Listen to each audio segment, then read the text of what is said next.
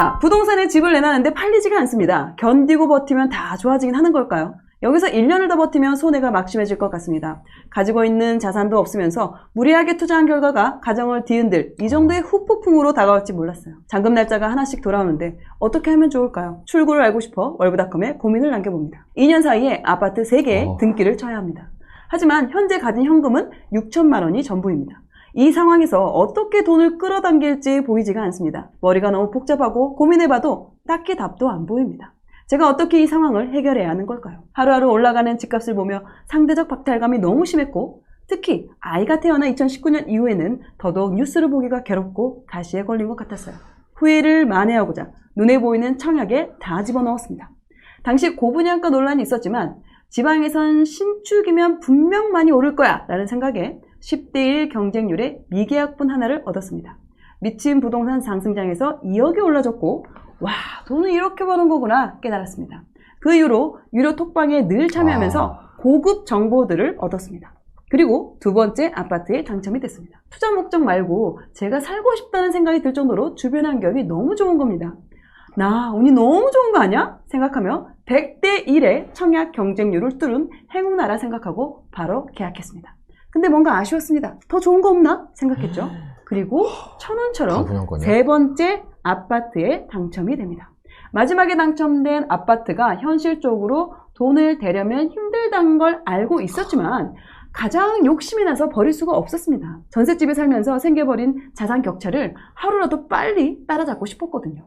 남편이 나고 자란 서울 목동 같은 좋은 환경을 아이에게 주고 싶은 마음이 가장 컸습니다. 최대한 많이 벌고 적게 쓰면서 버텨보자 생각했는데 끝이 보이지 않는 하락장에 이렇게 벌어서 부동산으로 다 날리는 듯한 이 허탈감에 우울증까지 왔습니다. 남편은 저에게 이게 다 너 때문이다 화살을 돌리고 얘라 모르겠다는 심정으로 명품을 사드리고 있습니다. 가정이 파탄날 지경까지 가면서 최근 마음이 너무 힘들어 일도 줄였습니다. 주변 지인들 이야기를 들어봐도 뭐가 정답인지 모르겠습니다. 친구 한 명이 월브닷컴에 사연을 보내보라고 해서 이렇게 글을 쓰게 되었습니다.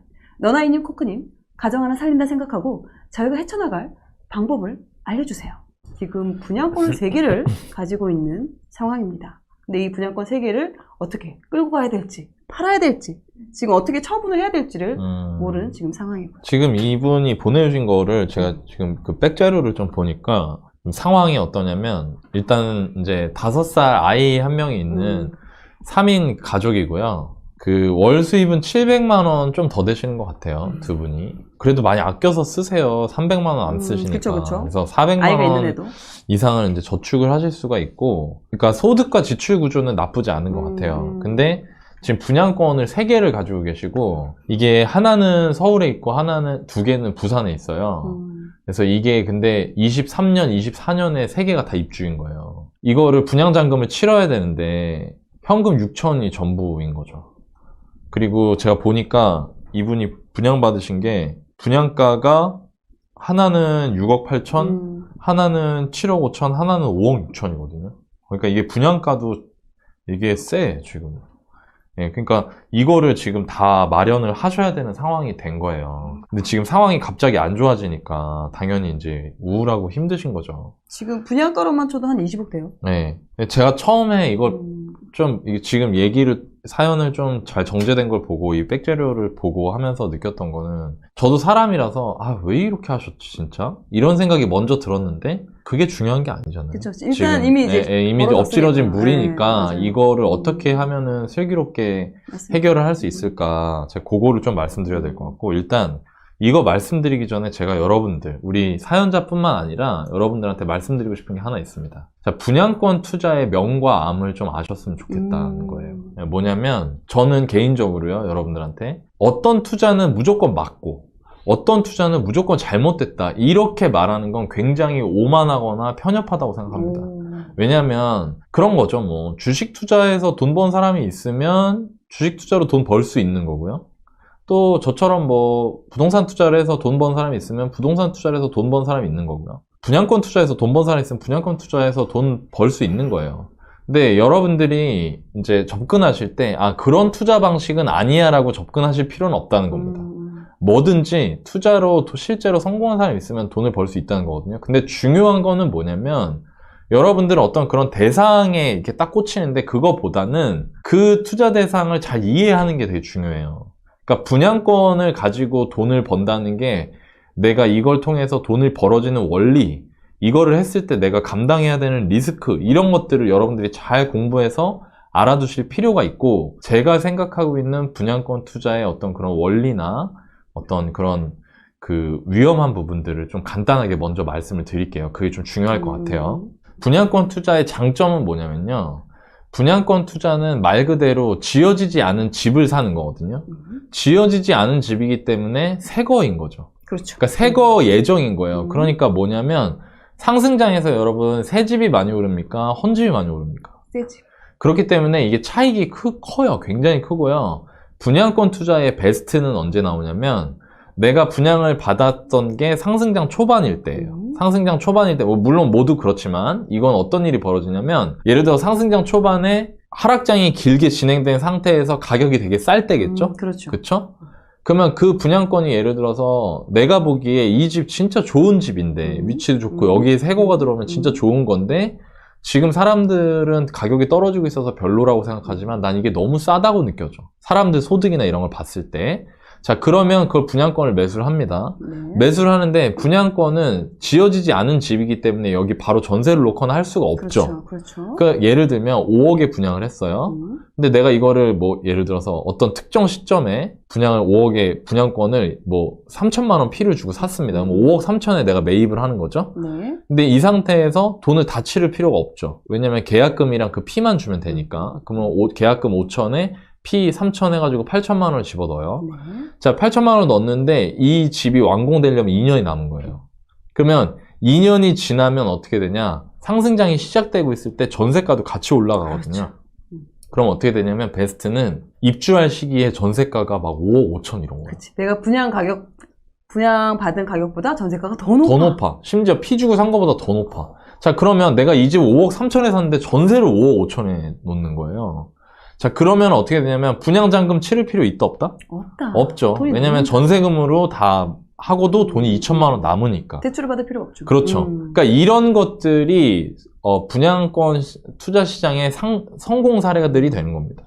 그리고 이거는 상승장 초반에 누릴 수 있거든요. 왜냐면 분양권 가격이 쌀 때 얻을 수 있거든요. 근데 이걸 여러분들이 어떻게 되냐면 이런 성공 사례가 주변에서 나와요. 내가 이제 이렇게 맞아요. 관심 없이 살고 있었는데 옆에 뭐 순이가 막 웃어, 괜히 웃어. 그리고 막 그 쇠사슬 달린 가방을 들고 와.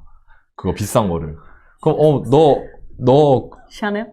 그거, 금색 쇠사슬 걸린 거. 은색도 있고. 그걸 들고 와요. 너 뭐 요즘에 좋아? 아니, 나, 3년 전에 나도 그냥 뭐, 못 모르고 하나 했는데 이게 엄청 잘 됐어. 그러면서 얘기를 하는 거예요. 자, 그럼 그 얘기를 들으면 어때요? 나도 분양받으면 전세 놓으면은 돈 하나도 안 들고 집이 하나 생기겠네. 이런 생각이 생겨요, 사람들은. 생기죠. 왜냐면 분양권 시장의 원리를 모르기 때문에. 자, 아까 제가 얘기했죠? 분양가가 쌀 때 분양받은 사람들이 누릴 수 있는 거예요, 그거는. 그렇죠. 자, 3년이 지났잖아요. 그 얘기는 뭐예요? 상승장이 왔다는 거죠. 그러면 상승장이 오니까 분양하는 건설회사 입장에서는 어떻게 분양할까요? 싸게 분양할까요? 더 비싸게 해야죠. 그렇죠. 왜? 비싸도 사람들이 살려고 안달이니까. 그렇죠. 그러면 어떻게 되냐면 내 매입가가 올라가는 거죠. 그러니까 비싸게 사게 되는 거예요. 근데 이분이 2019년에 눈을 뜨고 분양을 3개를 2019년, 20년에 받았다는 거는 뭐 물론 지나고 나서 아는 것도 있지만 이런 생각을 하신 거죠. 이거 어차피 3년 뒤에는 뭐 전세 놓으면은 그렇지. 내가 분양 대금 잔금 없이도 치를 수 있겠지? 라고 생각을 하는데 이미 분양가가 높아진 상태였다는 거죠. 그래서 이분이 지금 분양받으신 게 아까 제가 말씀드린 것처럼 하나는 6억 8천, 하나는 7억 5천, 하나는 5억 6천이란 말이에요. 이게 분양가가 두 개는 이 중에 부산에 있는 거, 하나는 서울에서 되게 이제 제일 외곽에 있는 데인데, 제일 외곽에 있는 데요. 이거를 이 가격에 받으시니까 시장이 반대가 되는 순간 어려워지는 거죠. 그리고 지금 같은 경우에는 전세가가 올라가는 게 베스트라고 했는데 지금 어떻게 됐냐면 전세가가 떨어지고 있으니까. 그러니까 지금 여러분들이 이런 리스크를 알아야 돼요. 그럼 실제로 내가 감당해야 되는 리스크는 뭐냐?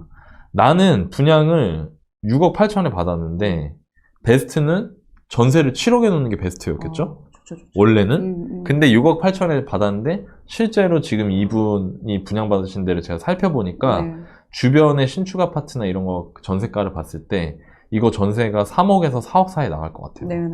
자, 그러면 어떻게 되냐면 내가 6억 8천에 분양받았으니까 한 3억 정도 필요하겠죠. 그쵸. 그럼 4억에 나간다고 쳐면? 이거 하나를 내가 막는데 3억을 넣어야 되는 거예요. 근데 이분 지금 현금 얼마 있다? 6천만 원. 그러니까 이제 죽겠는 거죠, 이제. 근데 이게 몇 개다? 3개. 3개인 거예요, 이런 분양권은. 그러니까 여러분들이 아셔야 되는 거는 뭐냐면 항상 이분도 아까 그 사연에서 나왔는데 아, 이거 해도 될까라고 했는데 아쉬운 마음에 하나 더 했다. 3번째 걸 했다고 했잖아요. 제가 여러분한테 항상 강조하는 게 뭐냐면 잃지 않는 투자를 강조합니다. 자, 잃지 않는 투자는 뭐냐? 더 벌진, 여러분들이 이거 잘 되면 대박인데 안 되면 쪽박 차는 거. 이런 거면은 욕심이 생겼을 때 해야 된다, 하지 말아야 된다? 안 해야 돼. 안 해야 되는 거예요, 그냥. 근데 여러분들이 이게 오를 거라고 생각하고 거기 베팅을 하기 시작하는 거죠.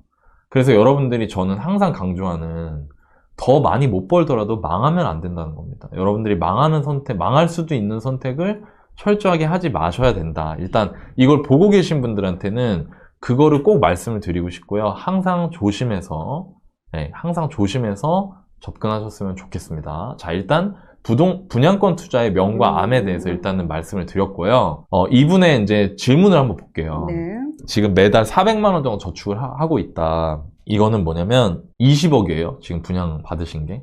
즉 무슨 얘기냐면 전세를 뭘 하든 대출을 받든 어떻게 하든 이분은 그 20억을 어디선가 마련을 해야 된다는 겁니다. 전세금으로 받든 아니면 담보대출을 받든 다 포함해서. 다 포함해서. 근데 이 상황에서 지금 우리 사연자분이 할 수 있는 거는 저는 딱 하나밖에 없다고 생각해요. 네. 파는 겁니다. 네. 하나만? 아니면 2개? 여러분들이 이걸 볼 때 이런 상황이면은 이렇게 물어보시더라고요. 서울 걸 팔아야 돼요? 부산 걸 팔아야 돼요? 지방 거 아닌가요? 뭐 이렇게 얘기하잖아요. 네. 그거는 여러분들이 진짜 이 떨어지는 시장을 실전 투자자로 안 겪어보면 그런 말이 나오는 거예요. 그러니까 뭐냐면 답은 이겁니다. 3개 다 내놓으세요. 3개 다 내놔야 돼요. 3개 다 내놓고 어떻게 해야 되냐면요. 골라서 이거는 좋은 거니까 킵해하고 이것만 팔아야지. 이거는요. 그렇게 전략적으로 행동할 수 있는 상황이 아니에요. 이거 뭐냐면 마치 이런 거랑 똑같아요. 그러니까 내가 갑자기 어디 차를 타고 가다가 차에서 갑자기 내리게 됐는데 갑자기 저기서 사자가 막 뛰어오는 거야. 그럼 그때 막 전략을 세워요? 일단 무조건 뛰어야죠. 그때 막 이쪽으로 도망갈 척 하다가 이쪽으로 도망갈까 막 전략 세워서 할 수 있어요? 아니 냅다 달리는 거죠. 그냥 냅다 뛰는 거잖아요. 지금 상황이 딱 그거예요. 그러니까 뭐냐면 그냥 3개를 다 내놓고요. 3개 중에 팔리는 대로 팔아야 돼요. 여러분들은 그런 생각 드실 거예요, 아마. 너나니 그래도 부산 거 팔고 서울 거 킵해야 되는 거 아니야? 네, 여러분은 이거 분양권 시장에서 한번 안 되면 여러분들 그런 거 절대 안 통해요. 그러니까 무조건 다 내놔야 돼요. 다 내놓고 3개 중에 팔리는 걸 팔아야 되고요. 그리고 저는 이렇게 여러분들 이분한테 방향을 드리고 싶은데 하나만 살린다는 마음을 가져셨으면 좋겠어요. 다행히 이분이 다른 거 보니까 직업은 서울에서도 할 수 있고 부산에서도 할 수 있는 직업이래요. 비슷한 소득으로. 자, 그러면 서울 게 팔리면 서울 거 파시고요. 부산 게 팔리면 부산 걸 파세요. 대신 딱 하나만 남기세요. 하나만. 왜? 하나는 감당할 수 있어요. 이분이 지금 전세를 3억에 살고 계시거든요. 3억 8천. 3억 8천에? 그러면 거기 현금 6천이면 대충 4억 이상 네네. 돈이 있잖아요. 네. 그럼 그거 가지고 분양잔금을 치르면서 나머지 모자라는 걸 대출하시면 한 달에 400을 모을 수 있기 때문에 그건 충분히 감당할 수 있어요. 그러니까 딱 그거 하나만 살리고 나머지 2개를 손절을 하는 거죠. 그런 식으로 접근하셔야 된다. 그리고 제가 희망적 메시지를 드리고 싶은데 제가 말씀드린 것처럼 지금 우리 여기 Just the way you are 이분이 분양권 마이너스 P도 많이 나왔다고 하는데 맞아요. 마이너스 P를 내가 마이너스를 안 보고 팔라는 게 아니잖아요. 지금 사자가 오고 있다니까요. 그러니까 사자 막 뛰어오는데 내가 뭐 신발 하나 벗겨진다고 해갖고 막 신발 하고 있을 수는 없잖아요. 지금 그냥 무조건 냅다 뛰어야 되잖아요. 일단 살아야죠. 그러니까 지금 이분 상황도 지금 그런 거죠. 그러니까 3개를 다 내놓고요. 2개를 무조건 팔아야 돼요. 그리고 하나는 살리세요. 마지막까지 살아남는 거 하나는. 이게 포인트입니다. 마지막까지 못 팔린 거. 왜? 제가 희망적 메시지 좀 드리고 싶은데 다행히 이분이 분양받으신 거 3개 다 비싸게 분양받으셨지만 다행히 세 개 다 가치가 나쁜 건 아니에요. 장기적으로도 별로일 것 같은 건 아니에요. 근데 지금 이 단기 하락 구간을 지금 못 견디는 거예요. 버틸 이게. 수가 없어. 왜냐면 영끌이니까. 이게 말 그대로 영끌이잖아요. 그러니까 세 개 중에 두 개는 팔고 하나는 끝까지 잡고 버텨야 돼요. 그러면 시간이 얼마나 걸릴지 모르지만 두 개에서 이 사연자분이 손해본 거는 그 하나 지킨 애가 나중에 그만큼을 만회해 줄 수 있다. 물론 큰 돈을 벌진 못하겠지만 비싸게 샀기 때문에. 그래서 이런 컨셉을 갖고 빨리 세 개 전부 다 부동산에 다 내놓으셔야 된다는 겁니다. 네, 무슨 말인지 이해되시나요? 희망을 잃으시면 안 돼요. 예, 하나만 잘 지키면 5년 뒤, 10년 뒤에 휴, 다행이다. 그래도 그때 정신줄 똑바로 잡고 이 문제를 해결하기 위해서 내가 백방으로 뛰었던 게 정말 다행이다 라는 생각을 하실 겁니다. 그러니까 그렇게 하셨으면 좋겠고요. 두 번째 질문 한번 볼게요. 만약에 마피가 몇 억씩 붙어서 내어줄 돈이 없어서 모두 못 파는 상황이 오면 대출이 가능하냐? 일단 제가 이거부터 말씀드릴게요. 만약에 내어줄 돈이 없어서 모두 못 파는 상황이 온다면이라는 생각 자체를 하는 하면 안 돼. 게 하면 안 돼. 지금 약간 현실 감각이 없는 거예요. 이걸 팔기 위해서 어느 정도까지 하셔야 되냐면 정말로 그냥 미친 사람처럼 부동산 하루 종일 부동산만 돌아다니겠다는 생각까지 하셔야 된다. 예, 이게 되게 중요해요. 그래서 그렇게 마음 먹고 무조건 3개 중에 2개는 정리하셔야 되는데 이분이 궁금하신 건 대출이 가능하냐? 대출 가능합니다. 대출 안 되지 않아요. 이거 다 규제지역 아니고 예를 들어서 규제지역 아니기 때문에 대출이 뭐 예를 70% 나온다 쳐요. 근데 일단 DSR에서 걸릴 거예요. 그렇죠. 왜 그러냐면 보세요. 20억이에요. 20억인데 70% 대출을 한다고 하면 14억이죠? 네. 그럼 14억 대출을 내면은 지금 현재 금리로 치면은 월 감당해야 되는 거 1,000만 원 그냥 넘어가요. 1,000만 원이 뭐야? 얼마야? 내가 익숙하지가 않아. 그 14억은. 그러면은 그거를 이 사연자분 소득이 700인데 감당이 되냐? 그러니까 제도적으로 대출이 나온다고 해서 여러분들이 대출을 다 받을 수 있다고 생각하는 건 절대 오산이다. 내 소득과 지출이 훨씬 더 중요한 겁니다. 그러니까 대출이 나온다고 하더라도 대출은 불가능한 상황인 거죠. 이 사연자분한테는. 그렇기 때문에 이거는 무조건 3개 다 내놓고 다행히 2023년, 24년이니까 아직 1년 반 정도, 2년 정도 시간이 남았잖아요. 그러니까 무조건 파셔야 돼요. 그리고 팔기 위해서 부동산을 정말 하루에도 몇 번씩 간절한 마음을 가지고 가서 계속 내놓으시고 어떻게 되고 있어요. 이거를 계속 하셔야 돼요. 무슨 얘기인지 아시겠죠? 자, 여기까지 일단 말씀을 드리고 전화 통화를 한번 해보겠습니다. 네, 좋습니다. 네. 네, 안녕하세요. 네네. 네네. 지금 너나인님께서 지금 이제 솔루션을 주셨는데, 네. 3개를 다 팔아라! 라고 말씀을 하셨어요. 네네. 네, 들으시고 어떠셨어요? 생각하셨던 답변이신가요? 아니, 또 새로운 방법은 아니고 생각했던 방법이긴 해서 네. 제가 이미 부동산 몇십 군데에 전화를 많이 했었어요. 네네. 근데 이제 두 번째 아파트 같은 경우에는 이제 3월 이후에 팔 수 있다고 하더라고요. 규제 풀리면서. 네네. 그리고 1번, 3번은 풀리자마자 바로 다 이제 각각 시기에 맞춰서 다 풀리기 전부터 전화를 부동산에 여러 군데 돌리고 이렇게 내놨는데 네. 마이너스 거의 계약금을 날리는 수준으로 해놔도 네, 아무도 연락이 없다고 그렇게만 하시더라고요, 계속. 네. 1번, 3번 모두 다? 네. 지금 그럼 상황이어서. 어느 선까지 내놓으신 거예요? 그냥 계약금을 날리는 선까지. 뭐 예를 들어서 지금 7억에 분양받은 거는 네, 마피에 7천으로? 내놨고, 마지막 거는 네. 어차피 일단 지금 뭐 거래가 거의 없다고 부동산에서 그때 말씀하시고 또 이게 시간이 조금 있고 무이자로 끌고 가서 이거는 아직은 그냥 부피에 내놓자 마이너스만 해도 어차피 팔리지도 않는데 가격만 그냥 떨어진다 이렇게 막 다들 말씀을 하셨고 부동산들에서 일단은 마지막 거는 무피에 올려놓은 상태고 이제 혹시나 마이너스가 연락이 오면 나는 맞춰줄 테니까 연락을 무조건 해달라 요렇게는 얘기를 해놨고요. 네. 추가로 좀 궁금하신 사항이 있으실까요? 일단 이게 이렇게 안 팔리는 상황에 이걸 어떻게 제가 매도할 수 있는 방법이 저도 이렇게 그 말씀하신 것처럼 계속 전화를 붙잡고 막 계속 했거든요. 네, 찾아가기도 하고요. 네네. 근데 이게 잘 팔리지가 않아서. 안녕하세요. 안녕하세요. 네, 반갑습니다. 네, 반갑습니다. 아직 시간이 좀 있어요. 네, 그리고 네. 부동산만 보시면 안 되고요. 네네. 네, 직접 팔겠다 생각하셔야 돼요. 제가, 네. 네. 그러니까 네. 무슨 얘기냐면 부동산 커뮤니티나 카페. 지역 카페 같은 데 있잖아요. 네. 거기에 다 올리셔야 돼요. 다, 네, 네. 제가 그리고 직접. 계속 네. 올리셔야 돼요. 계속. 계속, 네. 네. 그리고 부동산도 몇 군데 내놓으셨어요? 각각 한 7, 8군데 정도? 아. 네. 한 100군데 내놓으셔야 돼요. 100군데요? 네. 네, 네. 100군데 내놓으셔야 되고요. 네. 그 인근에 구축 아파트들 있잖아요. 네. 구축 아파트들 다루는 부동산에다가 네. 진짜 싼 가격으로 내놓으셔야 돼요. 진짜 싼 가격. 네. 네. 지금 네. 아까 무피로 내놓으셨잖아요. 마지막 거. 네. 네. 그러니까 그러면 안 돼요. 그러니까 네, 그러면 안 돼요. 부동산 사장님들은 본인이 팔 자신이 없으면 그렇게 얘기하시거든요. 네. 네, 그러니까 내가 팔겠다 마음을 먹고 되게 싼 가격, 그러니까 수요자 입장에 생각하셔야 돼요. 잘 생각해 보세요. 사람들이 지금 거래가 전국적으로 한 건도 안 돼요? 아니요, 그렇진 않아요. 그 얘기 뭐냐면 거래는 된다는 거예요.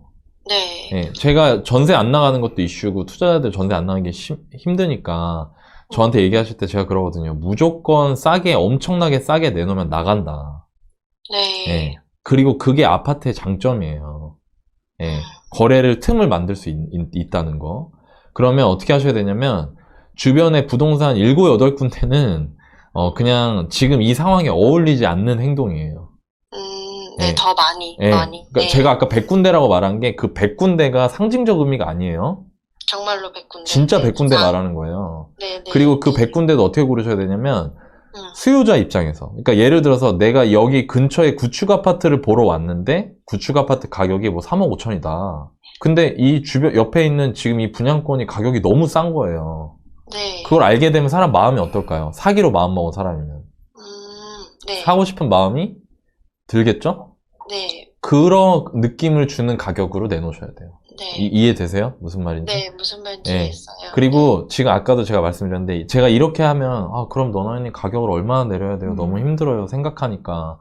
근데 제가 아까 그래서 그 얘기를 한 거예요. 3개 중에 하나는 살리는 거예요. 한 개만. 하나만 뭐가 살립시다 됐든. 우리. 네. 네. 하나만 살리면 그 하나가 물론 시간이 좀 오래 걸릴 거예요. 왜냐면 가격을 싸게 사신 건 아니기 때문에. 네. 근데 시간이 지나면 걔 하나가 올라가거든요. 네. 5년 뒤, 10년 뒤에는. 그러면서 언젠가는. 지금 내가 손해보는 것들을 어느 정도까지는 만회해 줄 수가 있어요. 제가 이 얘기를 왜 하냐면 뭐 하락이나 역전세장을 제가 겪으면서 느꼈던 건 뭐였냐면 제 주변 제 동료 투자자들 다 멘탈 나갔거든요. 그럴 때. 네, 네. 그러니까 어떠냐면 다 던지더라고요. 본인이 가지고 있는 물건을 다 던지는 거예요. 내가 지킬 수 있는 선까지를 딱 그어놓고 거기까지 그 앞에 거는 내가 손해를 감수하고 잘라내더라도 이건 지켜야지라는 마음을 갖고 시장에 대응을 해야 되는데 근데 그거를 공포에 질리니까 다 팔아버리는 거예요. 네. 근데 되게 재밌는 게 한번 이런 적이 있어요. 한 지역에 투자를 4개 했던 분이 있거든요. 제 동료분 중에. 네. 근데 그분이 그 4개를 다 팔았어요. 역전세 맞으면서 멘탈 나가가지고. 네. 근데 되게 재밌는 게 그 집이 나중에 시간 상승장 왔을 때 5억, 6억씩 올랐거든요. 네. 근데 물론 그분은 그 4개를 다 가져갈 수가 없었어요. 왜냐면 네. 무리를 했으니까요. 하면 안 되는 걸 했으니까. 네. 근데 그 중에 딱 하나만 지켰더라면 네. 그게 나중에 꽤 많이 힘이 되지 않았을까? 라는 생각이 저는 되게 많이 들었었거든요. 네, 네. 그런 말씀에서 하나만 더. 그렇죠. 하나만 남겨라고. 네. 네. 그러니까 지금 시간이 흘러도 어쨌든 조금은 그게 회복을 할 수 있다. 회복할 수 지금 있는 있으니까. 거는. 그리고 또 하나는 내가 들어가 살 수 있잖아요. 찍어줘도 어차피 해야 되니까. 그러니까. 네. 무슨 얘기인지 아시죠? 네, 네. 이해했어요. 저는 네. 지금 우리 사연자분한테 제일 필요한 게 뭐라고 생각하냐면요. 어렵다고 생각하는 것보다 내가 이거를 해결을 해야겠다고 강한 마음을 먹는 거. 그러니까 우리 얼마 전에 그런 얘기 나왔었잖아요. 중요한 건 꺾이지 않는 마음이라고. 네. 그러니까 진짜 꺾이지 않는 마음을 먹고 두 분이 머리를 맞대서 이걸 해결하기 위해서 행동하는 게 진짜 중요하다고 생각해요, 저는. 행동으로 네. 더. 그리고 네. 그러면 저는 이런 걸 해봤기 때문에 우리 사연자분 되게 마음고생 심하고 자존심도 상하고 너무너무 속상하고 이런 일 되게 많을 거거든요. 네. 되게 많을 거예요, 아마. 진짜. 네. 근데 그게 되게 중요해요. 그런 경험을 하는 게. 근데 여기서 내가 이거를 그냥 던져버리잖아. 나 모르겠다라고 던져버리면 현실적으로도 파산까지 가게 되는 거예요. 파산까지 가는 거예요. 개인 파산까지 가게 돼요. 자연스럽게. 근데 그건 아니잖아요. 진짜. 그죠? 네. 네. 그래서 저는 그렇게 마음을 먹고 부동산 카페나 뭐 아니면 뭐 방구하는 그런 데들 있잖아요. 네. 그런 데다가 전부 본인이 다 내놓으셔야 되고요. 주변에 부동산 7, 8군데 아니라 진짜 100군데 내놓으셔야 되고, 내놓으실 때 가격은 이 주변에 집을 보러 오는 사람들이 혹할 만한 느낌을 줄 수 있는 가격으로 내놓으셔야 돼요. 오케이? 이해되시죠? 네. 네, 좋습니다. 그래도 이미 지금 여러 군데에 또 이렇게 부동산을 많이 내놓으셨고, 또 진짜 계약금을 다 포기할 정도로 그런 마피까지도 해서 이렇게 올리셨다는 거는 그만큼 이 문제를 회피하지 않으시고 이거를 이제 헤쳐나가려고 하시는 마음이 충분히 있으신 것 같아요. 그러니까 사연을 보내셨지. 그러니까 또 이렇게 사연을 보내시고, 왜냐면 또 사연 보내면서 이거를 일일이 내가 쓴다는 게, 이걸 엄청 내가 힘든 일이거든. 나의 그 지나온 그런 잘못된 선택들을 하나하나씩 이거를 일일이 내가 생각하고, 이걸 또 기록하고, 이걸 다시 계속 반복하면서 이거를 내가 인지를 한다는 게 정말 쉽지 않음에도 불구하고, 그럼에도 이거를 해결하시려고 하는 그 마음이 저희도 충분히 느껴졌고, 근데 지금 이분이 지금 이 상황에서 정말 본인이 그냥 원하는 상황으로 몰아가면은 정말 이분 정말 힘들 수 있겠다라는 저런 걱정이 저희가 사연 받고 너무 걱정이 돼서 그래서 이 사연을 더 선택을 했어요. 근데 지금 이 남편분하고도 좀 더 이야기를 더 해보셔야 될 것 같아요. 지금은 누구를 탓하고 말고 할 지금 상황이 전혀 아니야. 이때 지금 이 시간을 얼마나 잘 헤쳐나가느냐에 따라서 정말 두 분한테는 이번이 정말 어떻게 보면 하나의 또 두 분의 그런 걸 또 이겨낼 수 있는 디딤돌이 될 수도 있다라는 생각이 드는 것 같아요. 그러니까 그래도 뭐 젊으니까요. 젊을 때 맞아요. 실패한 거는 또 나중에 또 돌아올 수 있겠죠. 이게 더 자산이 돼서. 암요. 지금 30대죠? 30대잖아. 네, 30대 중반? 네. 저희 또 구해줘 월부 또 이제 그런 사연들 보면요. 40대, 50대인 분들도 정말 힘든 시기를 보냈음에도 불구하고 그걸 잘 헤쳐나가셔서 그게 또 동력이 됐고, 그런 게 또 이제 경험이 돼서 오히려 그 이후에 더 좋은 선택할 수 있었고, 더 잘 삶을 꾸려나갈 수 있었다. 이렇게 해주시는 분들도 상당히 많으셨거든요. 그런 분들에 비하면 정말, 진짜 나이가 이게 어쩔 수 없어. 그거 진짜 시간이 있어요. 진짜 여러분한테 시간이 있고, 남편분 정말 잘 다독여서, 남편이 좀 많이 힘들 거예요. 힘들겠죠? 그래도 요새는 그래도 좀 저희가 이제 좀 가정과 건강에 조금 집중을 해서 조금 많이 좋아졌어요. 다행이에요. 잘 지내고 있어요. 너무 다행이에요. 네. 너무 다행이에요. 너무 다행이야. 정말로. 너무 다행이야.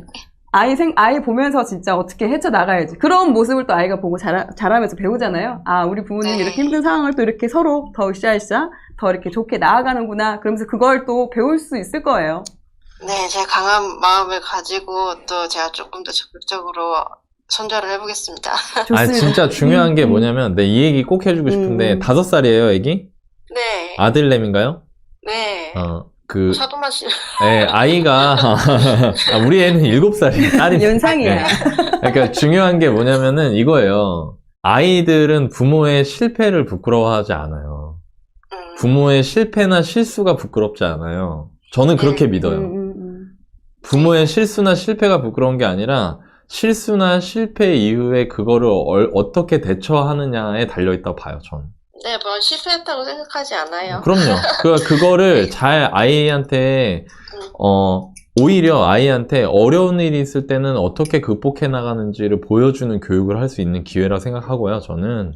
네, 멋지네요. 예. 네. 그러니까 그런 마음으로 아이도 더 안아주셨으면 좋겠고, 지금 제가 좀 전에 진짜 감동받았는데, 우리 또 댓글에 저기 같이 참여해주신 7,000분이 막 응원해주시고, 또, 네, 너무 감사합니다. 또 저기 보면은 이런 분들도 계세요. 저도 뭐 마이너스 얼마예요. 저도 마이너스 얼마예요. 이런 얘기하시는 분들 있거든요. 네. 그러니까 내가 내 그 동굴 안에 있으면은 나밖에 없잖아요. 그런 사람이. 맞아요. 근데 지금 여기 계신 분들이 저는 왜 여기 들어와 계실까? 그러니까 저분들은 우리 모두는 본인의 실수나 아쉬운 부분들을 과거를 겸허하게 인정하고 거기서 더 나은 미래를 만들기 위해서 뭔가를 하고 있다는 거잖아요. 여기 계신 분들은. 네. 그죠? 이런 사람들이 진짜 많다. 제가 그래서 마지막으로 하나만 당부드리고 싶은 건 막연하게 괜찮을 거라고 생각하시면 절대 안 돼요. 네. 예, 그것만 잘 잡으면 돼. 그러니까 막연하게 희망의 룰을 돌리지 말고. 그렇죠. 머리는 가슴은 뜨겁게, 머리는 냉정하게. 머리는 냉정하게. 네. 네. 지금 내가 현실적으로 해결해 나가야 되는 게 뭘지 그거를 냉정하게 따지고 그러면서 네. 그걸 해결하고 더 나은 미래를 만들 수 있다는 내 마음속 열정을 잘 유지하셨으면 좋겠어요. 네, 고맙습니다. 너무 응원하고 싶어요. 목소리가 너무 좋으시고 예, 걱정 많이 했는데 그러니까. 예, 다행이다. 너무 다행이다. 아직 정신 못 차렸나 싶은 생각이 들 정도로 너무 명상하셔서 근데 너무 좋아요. 너무 좋고 뭔가 이제 강한 마음을 가지고 하는 말이 좋아요, 되게 좋아요. 와닿았어요. 맞아요. 꺾이지 그냥 않는 게 걱정만 중요하니까. 이만큼 막 쌓여가지고 사실 걱정 때문에 더 힘든 것 같아서 상황을 제대로 볼 그게 없었거든요. 좋아요. 네, 행동합시다. 네. 네, 코크님 인사해주세요. 네. 아직도 긴장이 네, 돼서 너무 자꾸 감사합니다. 볼펜을 네. 껐다 켰다 하시네요. 이게 또 내가 손이 왜 저래? 버려. 던져. 네, 던져버려. 죄송합니다.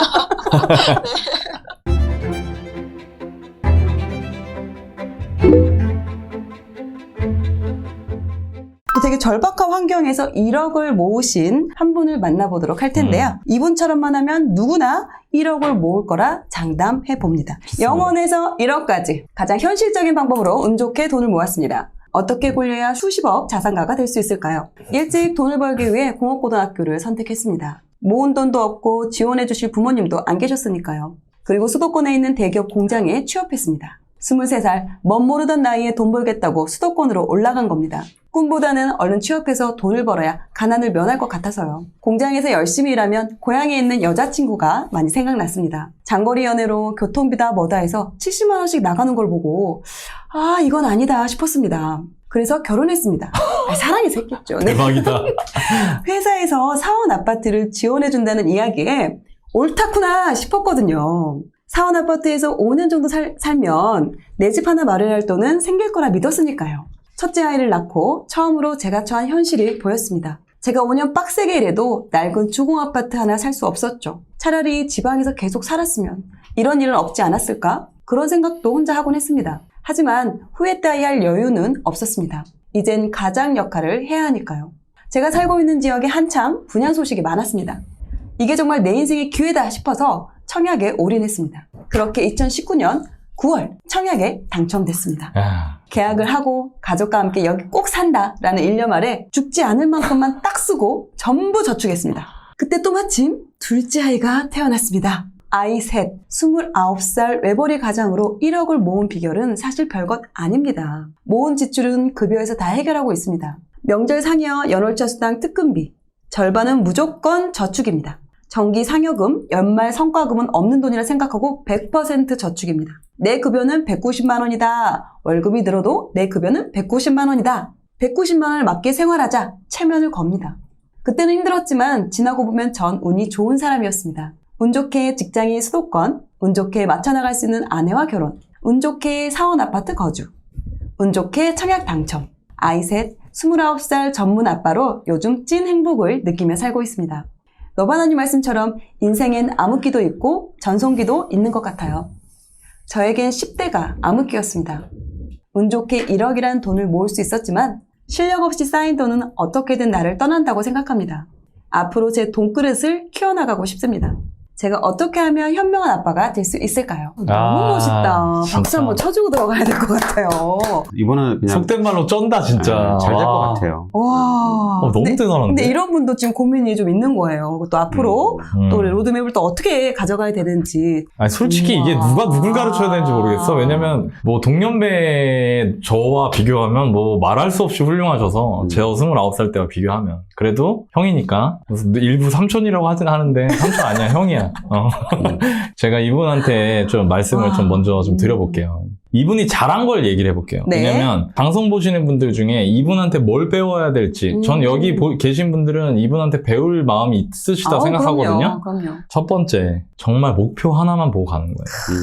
자기가 재정적으로 안정을 찾는 거, 내 집에서 아이 셋이랑 같이 사는 거, 이거 하나만 보고 그냥 가는 거예요.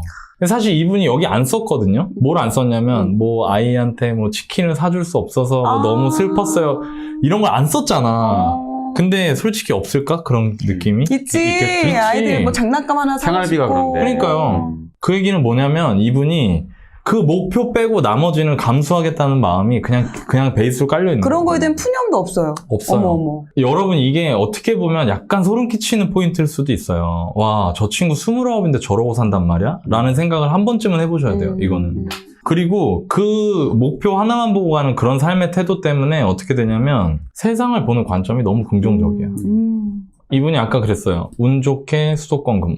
운 좋게 나한테 맞춰주는 아내 만났고. 운 좋게 사택에 살게 됐고. 운 좋게 청약 당첨됐다고. 이런 경우도 많아요. 왜 나는 집값 비싼 수도권에 살면서 투자도 못하고 집도 못 사지? 왜 나는 이 어린 나이에 결혼을 해서 다른 친구들 다 인생 즐기고 사는데 나는 이렇게 생활에 허덕거려야 되지? 그러니까 이게 뭐냐면요. 같은 상황을 어떤 관점으로 보느냐의 차이라는 거거든요. 저는 여러분들한테 이거를 꼭 말씀드리고 싶어요. 세상을 보는 관점을 긍정적으로 바꾸려고 하는 게. 그래서 이런 부분들을 좀 우리가 배워볼 수 있을 만한 포인트인 것 같다. 너무 좋아요. 예, 라고 생각이 들었고요. 이분이 지금 1억을 이제 만들었습니다. 네. 그 분양받은 아파트에 이제 전세를 주시고 벌써 이제 임대를 하고 계시죠. 전세를 주면서 청약대금을 다 정리를 하고 현금으로 이제 1억 정도가 있는 거죠. 그게 이분한테는 이건 거예요. 너나이님, 제가 제 소중한 현금 1억 이걸로 어떻게 하면 제가 부자가 될 수 있을까요?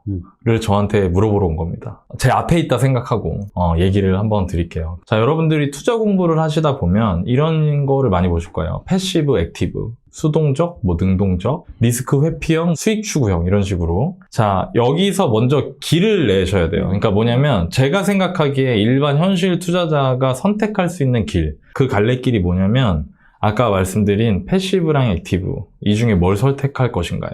이 패시브라는 건 이런 거죠. 뭐 ETF, 인덱스 펀드, 장기 평균 수익률이 뭐 7%, 영구 포트폴리오, 올웨더 포트폴리오 이런 거 들어보셨죠? 그거는 뭐냐면 잃지 않는 거에 포커스가 맞춰져 있고 아주 높은 수준의 수익을 추구하는 건 아닌 거예요. 그렇죠. 자, 여기까지 들으면 일반적인 분들은 이렇게 생각하는 분들이 많습니다. 굉장히 편리하게 난 위험한 거 싫어하니까 그냥 이거 해야겠다. 안전한 건가요? 네, 이거는 뭐 장기적으로는 충분히 연 7%, 8% 정도 나옵니다. 자, 그러면 보세요. 연 7%, 8% 정도 수익은 진짜 적은 수익은 아닙니다. 맞아요. 그런데 이분이 1억을 갖고 있잖아요. 제가 계산을 해봤는데 네. 이 1억을 가지고 연간 10% 수익을 계속 내면요. 20년 뒤에 그 1억이 6억 7,300이 돼 있습니다. 자, 그러면 우리 사연자분한테 제가 되묻는 거예요. 20년 뒤에 6억 7,300이 돼 있으면 당신 만족하겠습니까? 만족할까요, 이 친구가? 만족 못하고. 만족 못하겠죠? 네. 그러면 방법이 정해지는 겁니다. 패시브는 아닌 거예요. 여러분들 똑같아요. 여러분들 지금 1억 정도 가지고 계신 분들 중에 뭐 나는 뭐 안전한 포트폴리오 투자해야지 막 이런 분들 있잖아요. 여러분들 중에 만약에 내가 20년 뒤에 1억이 6억 7,300보다 많았으면 좋겠다. 그분들은 일단 연평균 10% 수익률 내는 거 이런 거는 하면 안 된다는 얘기예요. 그럼 뭘 해야 되냐? 액티브 해야죠. 액티브 뭐냐면 위험을 추구하는 성격의 투자를 말하는 겁니다. 그리고 제가 제 동생이라고 하면 이럴 것 같아요. 너 1억으로 20년 뒤에 30억 만든다고 생각하고 투자해. 30억 만들려면 어떻게 해야 되냐면 연평균 20% 나면 돼. 형 그게 돼요? 이렇게 되겠죠. 그치. 그거 어떻게 해야 돼요? 이렇게. 그거를 배우는 거는 여기서 짧게 얘기할 수는 없어요. 그런데 중요한 건 이겁니다. 여러분들이 내가 액티브 투자의 영역으로 들어가겠다 결심하는 거. 그리고 거기에 가장 필요한 믿음은 뭐냐면 이거는 모두에게 위험한 게 아니라 어떤 사람에겐 위험하고 어떤 사람에겐 덜 위험하다는 걸 아는 거예요. 덜 위험한 어떤 사람들은 누구냐? 저, 코크님, 너바나님처럼 인생의 어떤 시기를 투자에 미쳐서 갈아넣은 사람들이 그렇게 되는 겁니다. 그러니까 이 개념을 알아야 돼요, 먼저. 그래서 제가 이분한테 연평균 20% 수익률을 목표로 50이 됐을 때 그 1억이 30억으로 불어나 있는 그런 목표를 세우고 투자 공부에 매진하시기를 권해드리고 싶습니다. 잘하실 것 같아, 이분은. 잘하실 것 같아요. 네, 이렇게 하시니까. 그리고 이 정도 짜드린 것도 진짜 엄청 뎁스 많이 들어간 거예요. 그럼요. 이게 되게 네, 중요한 게 이거를 어떻게 해야 되냐고 물어보는 거는 이거 비슷해요. 근데 서울대 가려면 어떻게 해야 되냐. 중요한 거는 이렇게 내는 사람들이 있다는 거예요. 그 사람들은 그냥 투자하지 않아요. 그렇죠. 네, 막무가내로 내가 뭐 공부하지 않고 그냥 요새 누가 호재 얘기 듣고 이렇게 하지 않고 제대로 공부하고 그렇게 하는 분들이 많고, 사실 저는 이분이 보면서 잘했다고 생각하는 거가 또 다른 분들을 보면서 이렇게 하시면 좋겠다고 생각하는 거가 네. 그 보너스를 더 받아도 자기 월급 190만 원이다. 더 훌륭한 거는 연봉이 올라도 대단해. 심지어 연봉이 올라도 네. 지출을 줄이지 않는 거예요. 그러니까 이게 또 왜 잘했냐면 이게 사실은 약간 예전에 보면은 이게 그런 게 있거든요. 다람쥐 쳇바퀴 도는 거 있잖아요. 그러니까 다람쥐 쳇바퀴를 벗어나는 게임을 하는 게 되게 중요하거든요. 다람쥐 쳇바퀴를 벗어나면 소득은 어떻게 하냐면 기존에 있는 그 급여소득에서 일부, 그러니까 내 자산소득을 조금씩 이렇게 모아서 1억까지 모아서 1억 정도 모으면 돈이 굴러가는 시기가 와요. 그러니까 사실 금액이 뭐 1,000만 원 이하 이러면은 그 굴러가기가 되게 어려워요. 근데 한 1억 정도 모으면 그 다음 돈이 굴러가져요. 그러니까 돈이 일하게 되는 게 되는 거죠. 그러니까 1억에 연 20% 수익률이면 2,000만 원이에요. 1억에. 그러면 사실은 내가 1년에 모으는 돈이랑 좀 비슷한 수준까지 가버리거든요. 그래서 이게 1억을 모으는 게 되게 큰 의미가 있는 거예요. 그리고 1억을 모으는 순간부터 여기서 내가 정말 수십억 자산가가 되려고 한다면은 반드시. 1억을 모은 이후부터는 아까 나연님이 얘기했던 수익률 게임이 되게 중요해져요. 그러면 사실 복리의 힘이 너무 이제 엄청나기 때문에 그 워런 버핏이 개인 자산이 거의 100조가 넘을 텐데 워런 버핏이 30살에 10억 정도 됐었거든요. 근데 복리로 계속 20% 이상이 이제 엄청나게 한 60년 넘게 하다 보니까 이제 그렇게 돼버린 거거든요. 그러니까 사실 여러분들도 1억을 모았다면 그 다음부터는 나는 수익률을 20% 이상 낼 수 있는 게임이 뭐지? 라는 걸 생각을 하셔야 돼요. 그게 주식일 수도 있고요. 부동산일 수도 있고요. 아, 이걸 어떻게 해야 되지를 본격적으로 알아야 돼요. 나 진짜 그 20% 넣으려면 어떻게 해야 돼? 이거는 지금 이 시간에 다 말하기 되게 어려워요. 왜냐면 엄청나게 많은 거를 봐야 되고 딱 이런 거예요. 아, 저 너하나님 서울 나가면 어떻게 해야 돼를 내가 1초 만에 1분 만에 할 수가 없잖아요. 어느 선생님도 사실은. 근데 이분이 여기 지금 링크도 걸려 있어요. 여기 방송에. 어떻게 했는지 잘 보세요. 왜냐면 이게 되게 중요해요. 사실 옛날에 꼭 제 모습 보는 것 같아가지고. 아, 대단해. 네, 대단하더라고요. 네, 저도 되게 절박하게 했거든요. 그리고 이분이 저보다 더 훌륭한 거는 뭐냐면 저는 그때 되게 약간 삐뚤어져가지고 나는 뭐 가진 게 없으니까 가난하니까 지금 우리 집이 반지하를 사니까 우리 부모님 노후 준비가 안 됐으니까 나는 저 친구랑 다른 점을 계속 얘기했었거든요. 근데 그걸 바꾸는 게 되게 오래 걸렸어요. 맞아요. 오래 걸리고 힘들죠. 실제로 진짜 부자들을 만나서 바꿨는데 그러지도 않은데 불구하고 본인이 바뀌었다는 거는 너무 훌륭한 것 같아요. 특히나 이걸 방송이나 책으로 바꿨다는 거는 너무 훌륭한 것 같고 왜냐면 실제로 본 사람들도 많이 못 바꾸거든요. 그냥 맞아. 자기 하던 대로 부정적인 관점으로 얘기하고 계속 그렇게 살거든요. 그래서 바뀌는 게 없어요 보통. 근데 이분은 너무 훌륭하신 분 같고 저는 이분이 앞으로 되게 잘 될 것 같아요. 이 친구가 무서운 게 행복하다는 거야. 제가 읽으면, 제가 이제 거의 후반부를 읽으면서 그 미소가 그 내용 자체가 이분이 되게 웃으면서 쓰는 게 아니 느껴지는 어떻게 거예요. 이렇게 사는데 행복하다고 말을 하지? 진짜 대단한 것 같아. 아니, 나는 안 행복했거든. 난 진짜 힘들었어 처음에. 다 운이 좋았다고 하고. 그러니까 본인이 잘해서가 좋은 아니라. 좋은 거예요. 대단합니다 진짜. 좀 멋있습니다.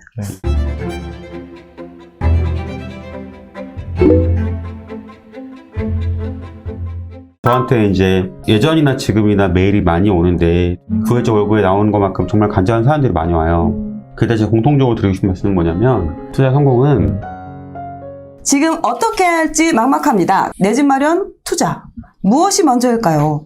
아이들에게 가난을 물려주고 싶지 않습니다. 남들이 소위 쉽게 말하는 노가다 건설 현장에서 일을 하고 있습니다. 체력적으로 정말 힘들지만 무일푼에다가 가정형편도 좋지 않은 저를 믿고 사랑해준 아내를 생각하며 하루도 쉬지 않고 열심히 일하고 있습니다. 올해로 일한 지 벌써 6년 차가 됐네요. 사실 5년 전 공무원 시험 준비를 하던 저는 당시 여자친구였던 지금의 아내에게 아기가 생겼다는 말을 듣고 공부를 접고 경북에서 대전으로 올라와 건설 일을 시작했습니다. 공부를 그만두며 아쉽기는 했지만 우리 가족 밥만 안 굶으면 됐지 하는 생각으로 재테크의 제도 모른 채 일만 열심히 했습니다. 그러다 우연히 너나이님의 책을 읽게 되었습니다. 허리띠 졸라매 내 집 마련하자는 아내에게 충분히 힘들게 사는데 좀 쓰면서 살자고, 궁상맞게 살지 말자고 했던 말이 얼마나 한심했는지 알게 된 겁니다. 월세방 신혼 시절을 지나 현재는 LH 신혼부부 전세자금 대출로 전세가 1억 3천만 원 빌라에 살고 있습니다. 아내는 수입도 불안정하고 퇴직금도 없는 고위험 직종의 저를 걱정하고 있습니다. 최대한 아껴 쓰며 종잣돈을 만들어 무리한 대출 없이 실거주 목적의 집을 매매하길 원합니다. 하지만 제 생각은 좀 다릅니다. 알뜰살뜰 모으는 방법만으로는 너무 긴 시간이 걸릴 것 같기 때문입니다. 부동산 투자와 미국 시장, 레버리지 상품 등 공부만 한다면 큰 수익을 얻을 수 있는 과감한 투자에 관심이 갑니다. 저희 두 사람 모두 즐기는 삶보다는 우리 아이들을 위한 삶을 꾸려가자는 목표는 같은데 추구하는 방향이 달라 답답합니다. 두 아이를 키우는 외벌이 가장에게 광역시에서 내 집 마련하는 건 하늘의 별 따기 같습니다. 차라리 집값이 싼 지방으로 가서 내 집 마련을 하는 게 나을까요? 아니면 지금 전세 계약을 최대한 연장하고 매매 자금을 모아야 할까요? 저희 부부가 함께 이룰 수 있는 목표와 투자 방법을 추천해 주세요. 현재 월에 350만 원 정도 받고 자산은 8천만 원입니다. 보수적인 성향의 아내와 도전을 추구하는 저, 어떻게 하면 합의점을 찾을 수 있을까요? 라고 사연을 보내주셨고요. 현재 지금 무주택자이시고 아내분께서는 내 집 마련을 원하시고 남편분께서는 과감하게 투자를 해서 자산을 불려나가자.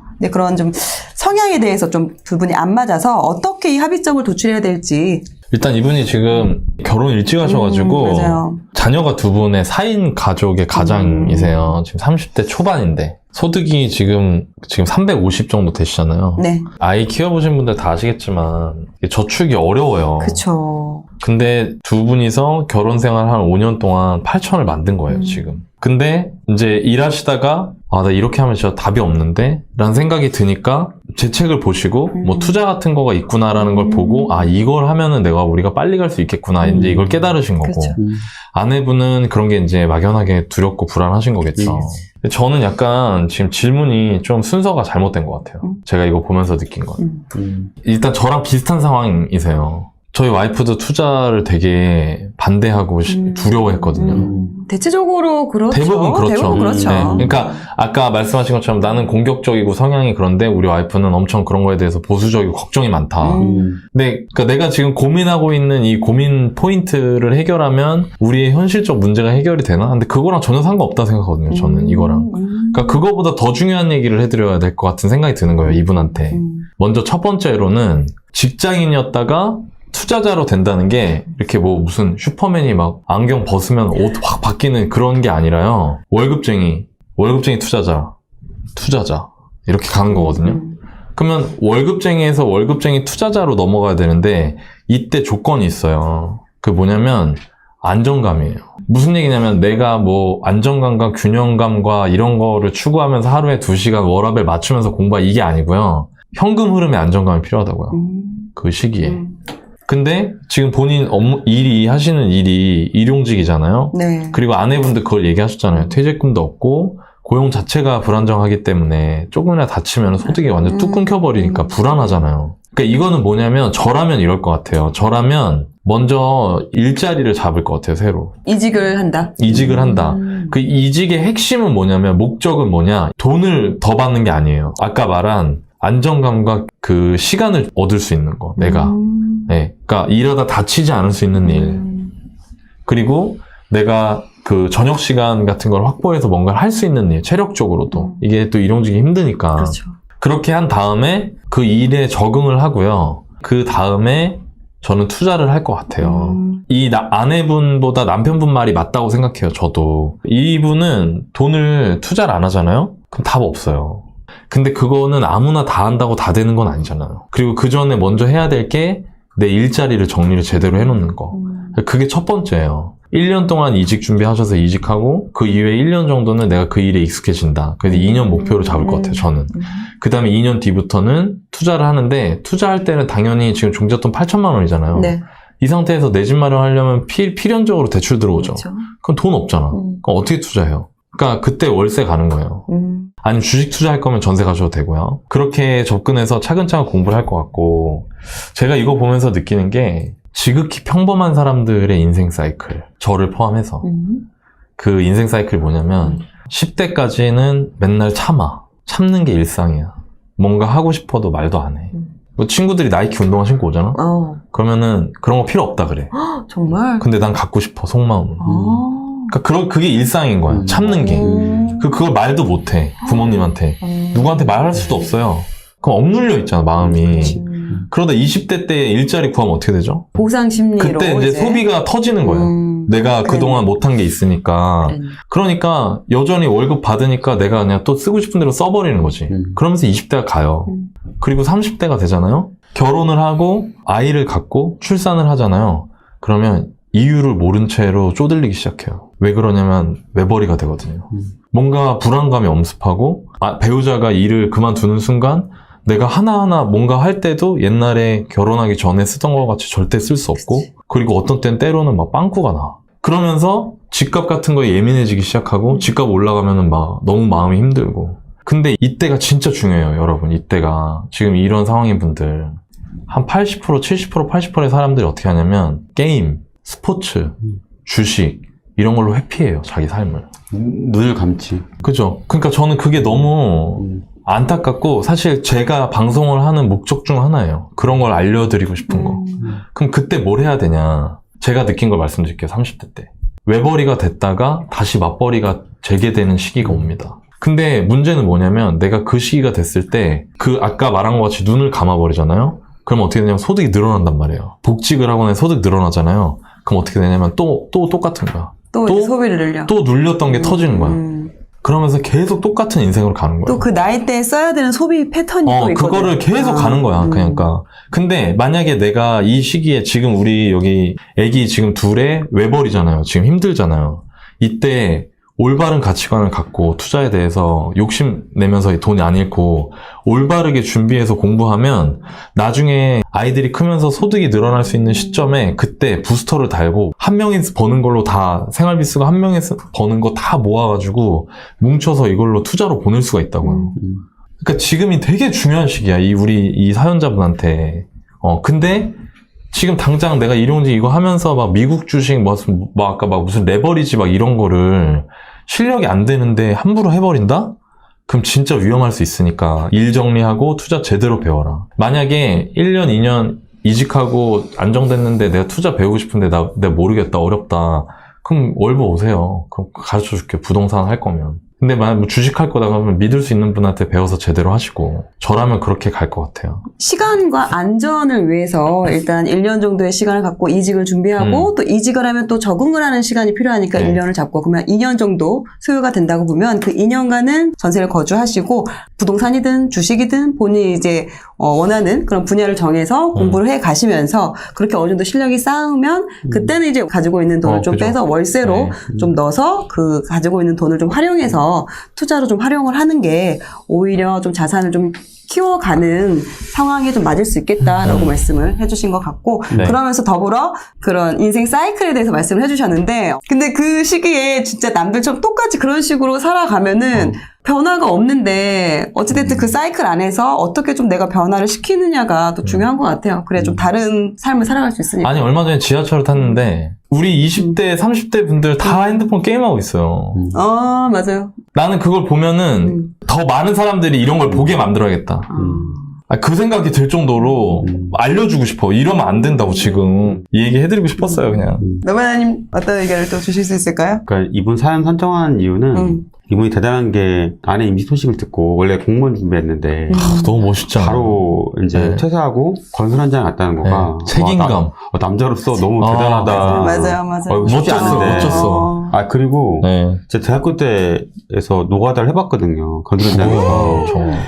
이분이 6년 했다는 거가 너무 대단한 것 같아요. 네. 일단 그런 부분에서 너무 진짜 너무 그 책임감이 참 멋있다라고 생각을 했고 이분이 그걸 물어보신 것 같아요. 지금 예를 들어 아내분은 보수적인 투자를 원하고 본인은 공격적인 투자를 원하는데 어떻게 해야 되냐?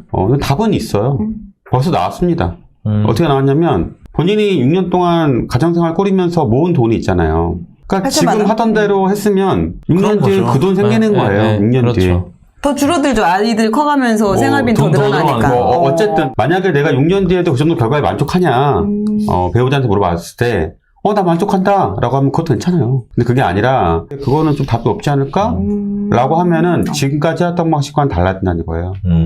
근데 이제 이분께 또 말씀드린 거는 아까 이분이 아까 뭔 것처럼 부동산이나 레버리지나 선물 이런 얘기 하는데 투자를 할 때 가장 중요한 말 제가 저한테 이제 예전이나 지금이나 메일이 많이 오는데 투자에 대해서 굉장히 이렇게 나의 간절한 상황들 구회적 월부에 나오는 것만큼 정말 간절한 사연들이 많이 와요. 그때 제가 공통적으로 드리고 싶은 말씀은 뭐냐면 투자 성공은 간절함에 답하지 않아요. 그 투자의 성공은 투자자의 실력에 답합니다. 그렇죠. 그래서 내가 간절함만 있고 실력이 없다라고 하면은 그 결과는 온전히 운일 뿐이에요. 그리고 아까 나인님도 얘기했지만 이분 보면서 제가 서빙갑부 본 게 생각이 나요. 제가 아이들 경제교육 하느라고 저희도 애청 일요일마다 서빙갑부 보는데 거기에 디자인하는 회사분이 나오셨더라고요. 그분도 직장을 다니니까 답이 없는 거야. 그래서 그분이 노가다판으로 들어간 거예요. 인테리어를. 인테리어 쪽. 그래서 인테리어를 본인이 그것도 애도 있는데, 결혼도 했는데, 2, 3년 동안 고생을 해가지고. 배우셨구나. 네, 배우신 거예요. 정말. 그렇게 해가지고 본인이 뭐 몇 년 만에 자기 업을 차리셔가지고, 서빙갑부에 매출이 100억인가? 그렇게 나왔다고 하시더라고요. 와, 되게 대박이다. 단기간에. 네, 되게, 그래서 저도 좀 뭐 보고 여러 가지로 좀 많이 느꼈는데, 저도 만약에 이분이 아까 나님 얘기대로 취업이 또 만약에 가능하면 그렇게 하고, 사실 취업 시장이 또 남 같지 않잖아요. 맞아요. 또 지금 이 상황에서 또 이제 본인이 나가는 돈도 꽤 클 거예요. 네, 그러다 그쵸. 보니까 좀 만약에 나님 말한 대로 그게 안 되면 뭐 이 방법도 좀 괜찮다. 그러면 이제 만약에 본인이 자영업 시장 들어간다라고 하면은 투자 필요 없죠. 자영업 원스윙 올인해야죠. 왜냐면 그게 본인한테 기회니까. 네, 그렇게 하는 게 맞지 않을까라고 생각이 들어요. 어떻게 보면 너나이님 의견에 좀 어느 정도 동의를 그거 하시는 약간 거고. 혹시나 그게 안 될 안 경우가 될 경우는 있을 수 또 플랜 B를 있어서. 왜냐면 또 주시는 요새 주식시장도 힘들다고 맞아. 하니까. 어려우니까. 그 말씀이 되게 와닿는 것 같아요. 투자는 간절함에 답하지 않는다. 그거 투자는 내가 책에 실력에- 썼잖아. 그거 내가 말한 거잖아. 그러니까 너바나님 말씀하신 거. 너바나님 제 책 안 보셨어요, 설마? 너바나님이 얘기하신 거 써놨잖아요. 까먹었어. 알겠습니다. 네, 너바나님 네. 이야기 한 걸로 그거는. 네, 네, 알았습니다. 출처 너바나. 네.